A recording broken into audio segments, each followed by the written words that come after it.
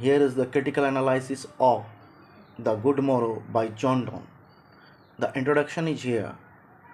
The Good Morrow by John Donne was first published in 1633 in the collection Songs and Sonnets. It marks the threshold of a new universe of love. The poem is an awakening from fear, jealousy, and superficial pleasures, leading instead to love filled with serenity, security, and happiness. It reflects actualization, appreciation, and consolidation. At first, it portrays the unconsciousness of love, then moves to a deeper appreciation of true love, and finally shows how a relationship requires love to endure forever.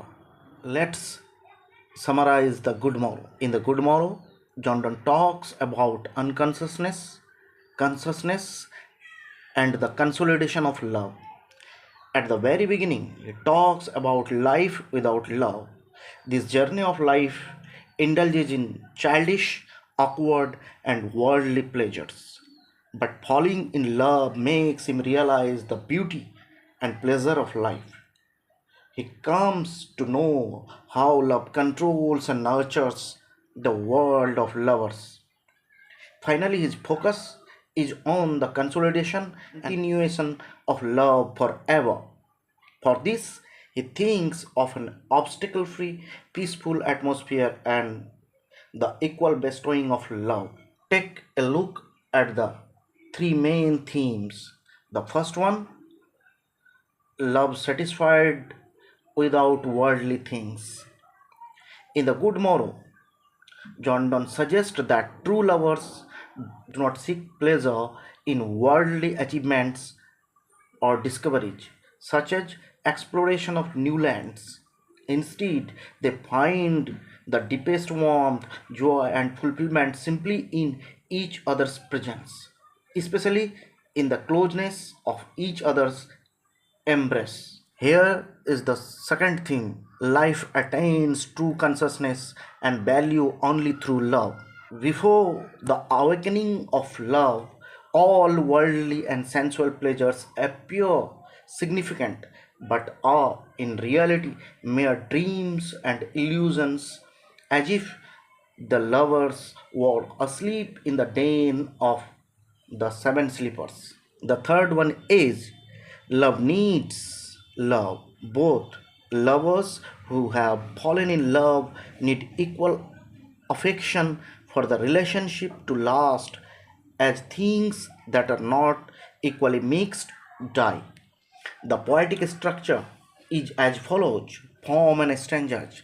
The poem consists of three stanzas, each containing 7 lines, called septets, rhyme scheme. Each stanza follows the same rhyme pattern, ABABCCC meter, written mainly in iambic pentameter, 5 iambs per line or 10 syllables. Verse type, the poem is written in rhythmed iambic pentameter, also known as heroic verse. It is not divided into a fixed poetic form like sonnet or ode, but rather follows Donne's own logical argument structure.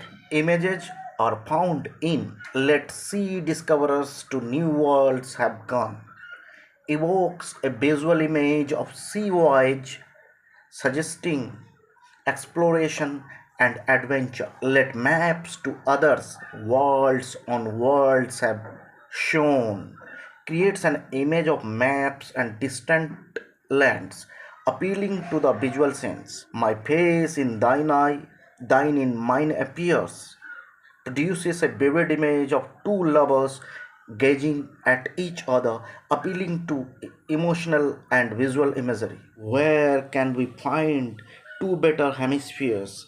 Gives an image of the northern and southern hemispheres, a symbolic and visual idea of completeness.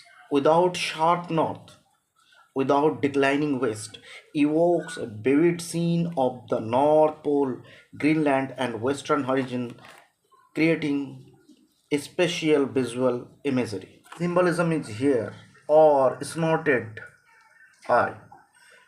The seven slippers Dane symbolizes the unconsciousness or ignorance of lovers' true beauty and glory. Makes one little room and everywhere symbolizes how love transforms a small space into the whole world, reducing worldly pleasures to the warmth of love. Where can we find two better hemispheres without sharp north or without declining west? Symbolizes a peaceful, perfect atmosphere for love, free from obstacles. The tone of the Good Morrow by John Donne can be described as surprising. It awakens readers to the sudden realization and depth of true love. Delightful, it celebrates the joy and happiness found in love. Appreciating, it values the beauty and completeness of lovers' union. Thoughtful, it reflects on the nature, significance, and permanence of love. The mood of The Good Morrow by John Donne can be described as wonderful. The poem evokes a sense of awe and joy in the discovery of true love.